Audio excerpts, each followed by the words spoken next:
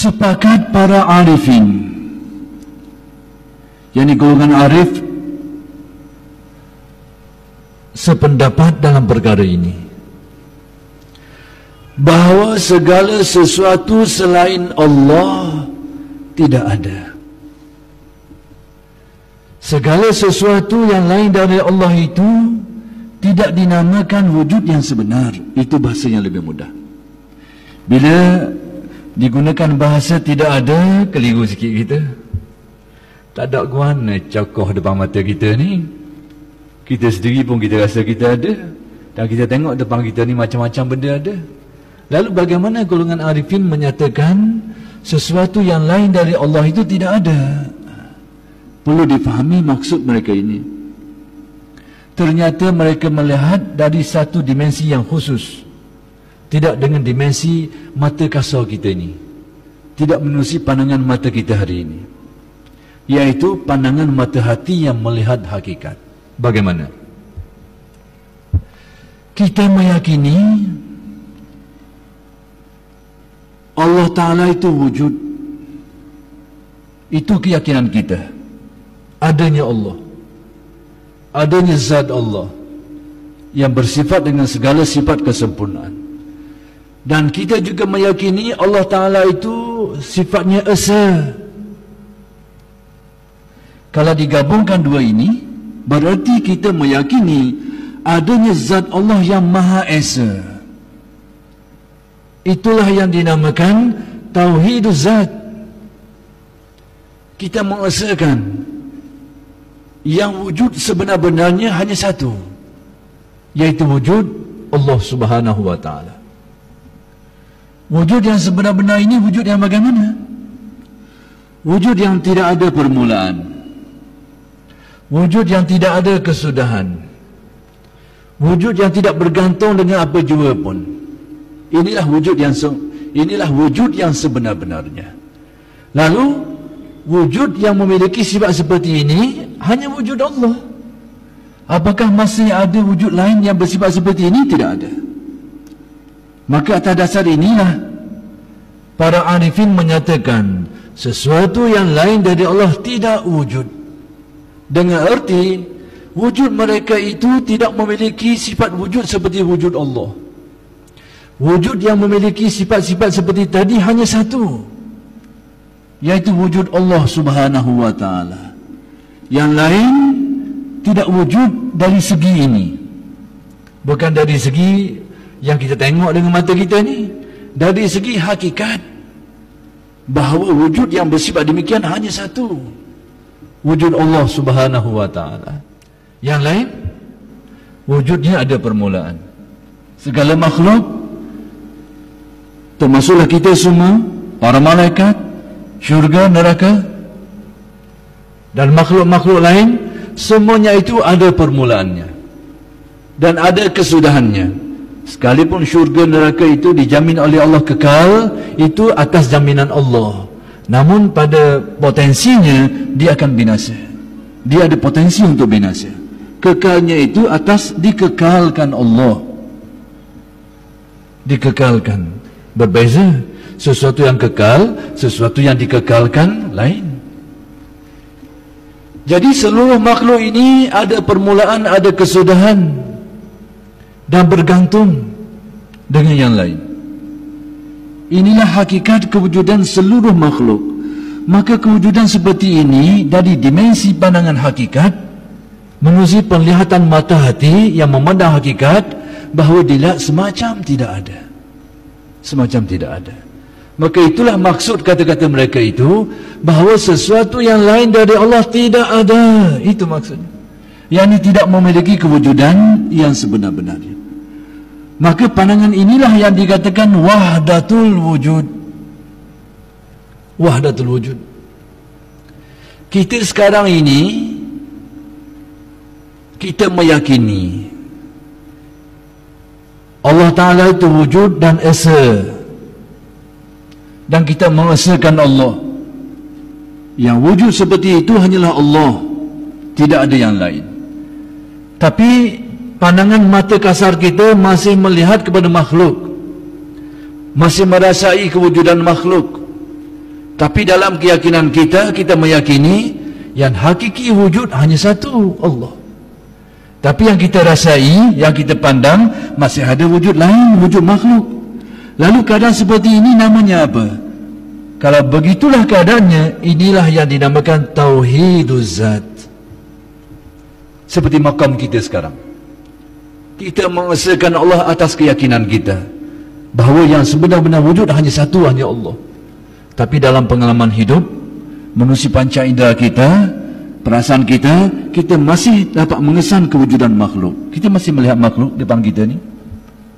Adalah depan kita ni ke tak ada? Mesti ada depan kita ni. Ni cangik-angik belakang kita, depan kita ni. Ada belakang ni. Jadi kita melihat dengan panca indera kita. Kita boleh sentuh, kita boleh rasa. Tapi dalam keyakinan kita meyakini yang sebenar wujud hanya Allah. Maka inilah taraf yang dikatakan Tauhiduz Zat. Tapi bagi ahli rohani yang meningkat kerohaniannya, meningkat kesucian hatinya, sehingga mengalami suatu perasaan kesedaran yang sangat tinggi, hanya menyedari hatinya itu yang sebenar wujud hanya Allah Subhanahu wa taala. Yang lain pada pandangan rasa hatinya, pada penglihatan mata hatinya, bukan pada penglihatan matanya, pada penglihatan mata hatinya, pada pandangan zauq rasa hatinya, melihat semacam sudah tidak ada lagi. Maka mereka ini dikatakan berada pada martabat wahdatul wujud. Inilah wahdatul wujud. Bukan berarti Allah Ta'ala itu menjelma dalam diri makhluk. Bukan berarti manusia sudah bersatu menjadi makhluk. Bukan itu maksud wahdatul wujud. Yang itu adalah tafsiran orientalis. Tafsiran pengkaji-pengkaji yang terpengaruh dengan orientalis. Lalu mereka menafsirkan wahdatul wujud dengan makna tadi. Padahal ahli tasawuf sendiri tidak faham seperti itu. Jadi kalau ada orang mengatakan wahdatul wujud itu sesat, kalau mereka terjemah wahdatul wujud dengan makna manusia bersatu dengan Tuhan, ataupun Tuhan menjelma dari manusia, dalam diri manusia, betul lah. Betul menurut faham mereka itu. Tapi wahdatul wujud dan tasawuf bukan itu. Jadi menyalahkan wahdatul wujud seperti yang dikenali di dalam ilmu tasawuf itu tidak benar. Karena maksud mereka bukan seperti itu. Jadi tengok, orang yang mengatakan wahdatul wujud ni sesat, tengok dia faham cara mana. Kalau dia kata dengan makna hulul dan ittihad, memang betul yang mereka kata. Tapi ahli tasawuf tidak faham seperti itu. Tak ada pun seperti itu dalam tasawuf. Dan tidak ada ahli tasawuf pun yang kata seperti itu. Termasuk Ibn Arabi. Dan termasuk tokoh-tokoh lain yang dikatakan orang berfaham seperti itu. Tidak. Sebenarnya kalam mereka itu yang tidak difahami. Bahasa mereka itu yang tidak difahami. Isyarat mereka itu yang tidak difahami. Pada sisi mereka sangat jelas. Lalu ada orang kata pula, dah sebab apa duduk guna bahasa-bahasa hak simbolik, pelik-pelik, dah guna bahasa direct-direct ni? Apa nak khabar terang selalu begini-begini? Begini nak khabarnya. Rohani manusia ini bila semakin halus, semakin mendalam, gaya bahasanya semakin halus, semakin banyak kiasannya. Ini fenomena naluri manusia. Orang kau cerdik, kau banyak berkiah. Hak jadi betul-betul direct bahasa. Itulah yang saya bandingkan dulu tu. Kalau ada mak ayah pergi rumah nak minang, tiba-tiba dia khabar kepada tuan rumah tu, dia kata aku hari ni nak petik bunga. Mak ayah tuan rumah ni jadi tom-tom, ambil lah bunga mana-mana nak tu, bunga tak ayang ke, bunga tu ambil lah, ambil bakar pun apa, jadi tom-tom. Jadi manusia ini, akal manusia kalau semakin halus, semakin mendalam, semakin banyak berkias. Demikian juga rohani manusia. Satu. Yang kedua, gaya bahasa seperti ini ada dalam hadis Nabi. Tak payah tanya ahli tasawuf lah sebab menggunakan gaya bahasa yang sangat simbolik ini. Hadis Nabi banyak mengungkapkan gaya bahasa seperti ini. Antaranya yang biasa kita dengar, yang selalu orang dengarlah hadis mengenai taqarrub. Bila Nabi menjelaskan, fa idza ahbabtuhu kuntu sam'ahu alladhi yasma'u bihi. Apabila aku kasih kepada hamba-Ku, akulah yang menjadi pendengarannya.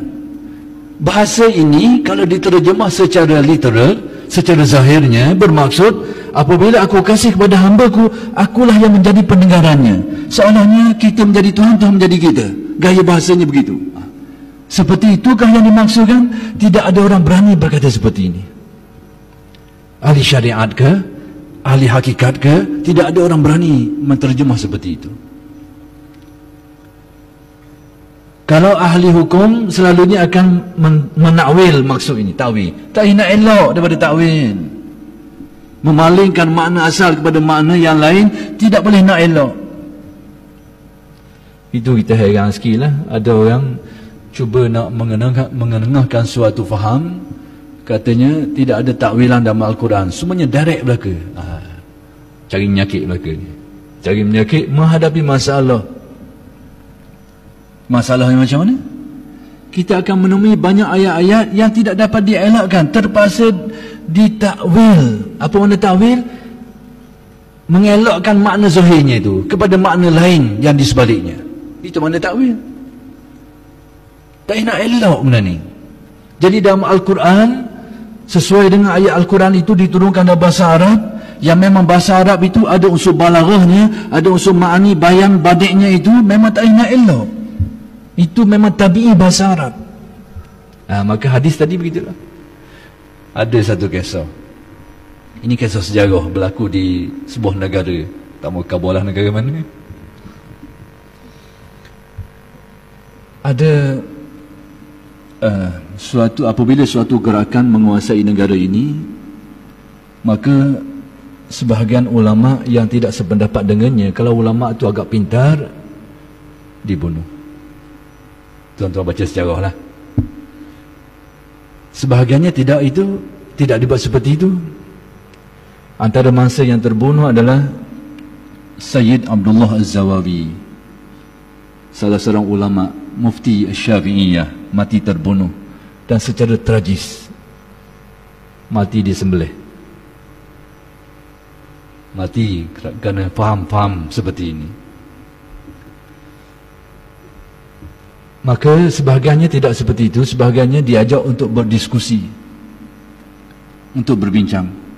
Maka salah seorang daripada orang yang diajak untuk berdiskusi adalah Syekh Abdullah Asy-Syankiti, salah seorang ulama berasal dari Mauritania. Syankit ini dari Mauritania, negara di Afrika, sebelah barat Afrika, jauh, agak mundur negara ini, tapi telah melahirkan sebahagian ulama-ulama hebat. Jadi dalam satu diskusi, kebetulan moderatornya itu seorang yang buta. Dia telah membuat suatu keterangan dan kenyataan bahawa dalam Al-Quran tidak ada majaz, tidak ada bahasa kiasan-kiasan ni, majazi ni tidak ada, semuanya hakiki. Hal ini tidak dipersetujui oleh Syekh Abdullah Asy-Syankiti ini. Tidak setuju. Dia kata, bagaimana tidak ada majaz dalam Al-Quran? Bagaimana dengan firman Allah? Kalau Tuhan kata tidak ada majaz dalam Al-Quran, bagaimana dengan ayat ini? Ayat apa? Dibacanya satu ayat Al-Quran. Man kana fi hadhihi a'ma fahuwa fil akhirati a'ma wa adallu sabila. Terjemahan ayat ini secara literalnya, secara zahirnya, sesiapa yang di atas dunia ini buta mata ini, boleh buta mata, maka dia di akhirat pun buta juga. Jadi kebetulan moderator hok kata tu dalam Al-Quran ni tidak ada majaz, dia buta. Sesiapa yang atas dunia ni buta, akhirat pun buta juga. Bukan buta, sesak lagi. Wa adallu sabila. Dah lah buta, sesak pula dah. Sekarang bagaimana dengan ayat ini? Tak terkata Syekh itu, tak terjawab. Sekarang mewaruarkan sangat, tak boleh nak apa takwil kena direct. Ayat ni macam ni? Mu sendiri buta? Kalau berdasarkan ayat ni, mu akhirat buta juga. Mu ni buta akhirat, sesak lagi. Senyap. Akhir sekali tak terjawab dia, dia telah menulis surat kepada penguasa di negeri itu, menjatuhkan hukum kepada Syekh Abdullah Asy-Syaqiti ini supaya an-nafyu, dibuang negeri.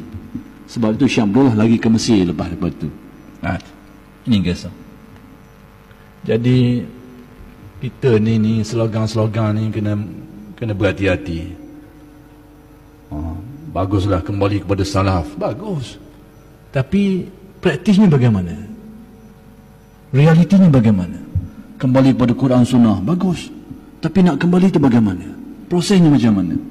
Nak memahami macam mana? Ini kena tengok. Jangan pakai slogan saja. Kena tengok isi juga ni juga. Ini slogan tadi tu. Okey, sekali makan tuan. Ini banyak berlaku. Jadi ayat tadi, hadis tadi serupa. Maka fi hadhi hadis tadi, fa iza ahbabtuhu kuntu samahu. Apabila aku kasih kepada hambaku, akulah yang menjadi pendengarannya. Zahir hadis ini seolah-olah menyatakan bahawa kita sudah menjadi Tuhan, Tuhan menjadi kita.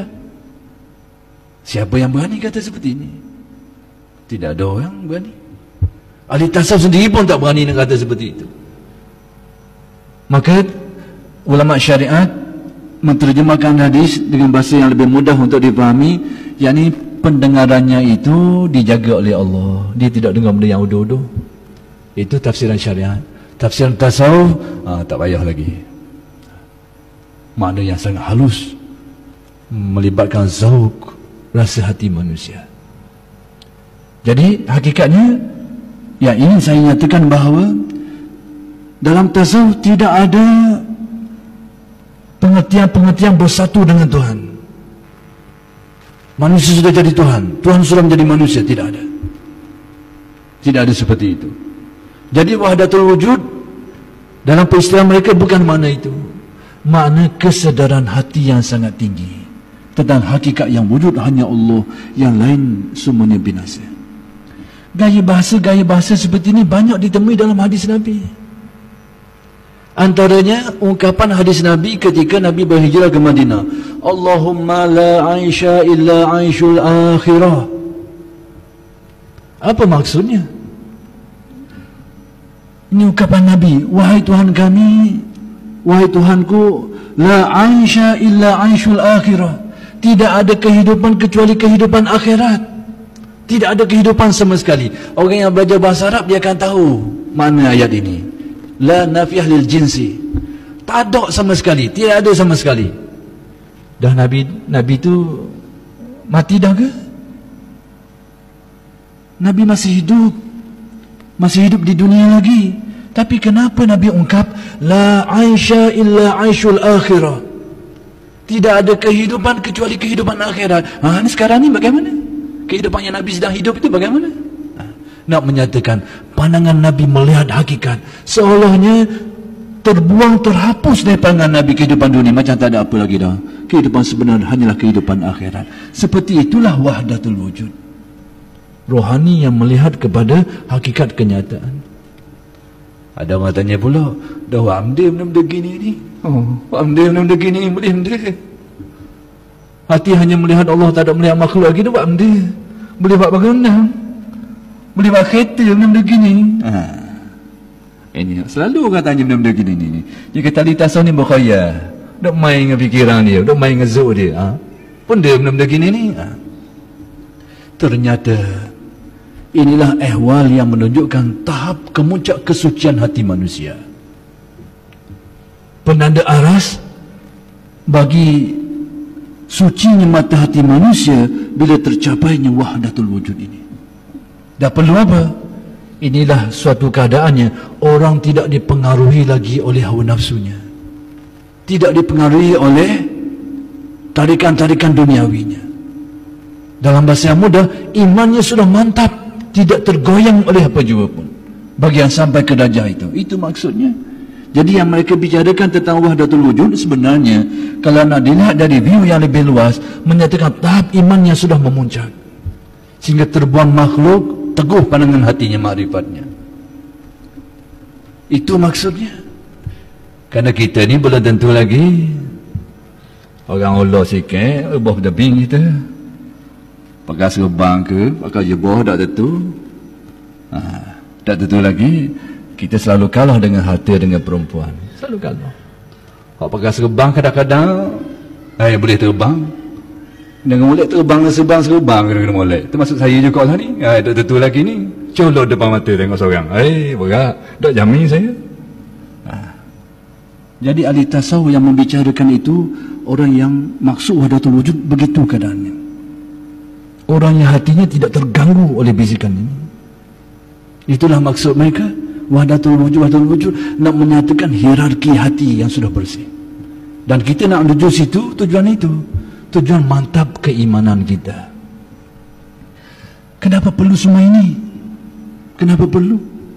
Minggu lepas sudah saya bacakan suatu riwayat hadis yang tidak saya sempurnakan. Betapa hal-hal kejiwaan ini berkait dengan kehidupan masyarakat. Sangat berkait. Dari segi mana? Penyempurna kepada hadis yang sebahagian sudah saya sebut minggu lepas, Nabi menyebut suatu rangkap kenyataan. Kelompok manusia yang muncul di saat-saat manusia berlakunya perpecahan, berlakunya persengketaan, akan timbul suatu watak manusia yang bagaimana? Yad'una ilallahi wa laisu minallahi min syai'. Akan ada kelompok yang mengajak manusia ke jalan Allah, tapi mereka sendiri hambar. Lain mereka sebut, lain mereka buat. Lain mereka tunjuk depan orang, lain mereka pulah kat belakang. Akan berlaku seperti ini. Kenapa watak-watak ini timbul? Ini penyakit ini. Wahdatul wujud tidak tercapai. Jadi orang mempelajari ini untuk mencapai wahdatul wujud. Kenapa? Untuk supaya mudah-mudahan hatinya itu mantap, dibersihkan Allah, tidak dipengaruhi oleh tarikan-tarikan. Itu wahdatul wujud. Cuma bila kita tengok pada skop yang kecil itu, tak nampaklah kepentingannya. Tapi kalau dilihat dalam view lebih luas, ini maksudnya dalam kehidupan kita, andai kata terutamanya melibatkan orang-orang yang berkepentingan dalam masyarakat. Sebab itu satu ayat yang khusus dalam Al-Quran disebut, wala tuti' man aghfalna qalbahu an zikrina. Jangan kau turuti orang yang kami lupakan hatinya dari ingat kepada kami. Maksudnya apa? Sebab itu soft kepimpinan sangat perlu ini. Kalau kita memimpin orang, jiwa kita berkecamuk buruk akibatnya. Na'udzubillah min zalik. Sebab itu dipersyaratkan di dalam pimpinan ilmu tasawuf. Ini kalau dalam ilmu tasawuf, syarat bagi mursyid itu antaranya ini, tercabut hubbud dunia dari dalam hatinya. Sebab itu ahli tasawuf yang jujur tak berani nak mengaku sebagai mursyid, tak berani. Hak berani mengaku siang malam tu, hak tu colok depan sikit. Yang rabuk terus ke dia. Yang benar-benar tak berani nak mengaku. Yang jujur, sebab itu kata Al-Ghazali, mereka ini kewujudan di akhir zaman kal kibritil ahmar. Sangat janggal kewujudannya. Kerana fitnah zaman terlalu banyak. Cuma kita beginilah. Kalau tak jumpa 100% perfect itu, carilah hak 90%. Tak boleh 90%, carilah 80%. Tak jumpa juga, cari orang lebih baik sikit daripada kita, jadi dah boleh tahan dah tu. Jadi saya nak kabur ni je. Ahli tasawuf cakap wahdatul wujud, apa benda pula benda-benda gini ni. Apa kepentingannya tadi? Dia dimensi hati, tapi berkait dengan kehidupan kita. Bahkan berkait dengan fenomena akhir zaman. Akan berkait.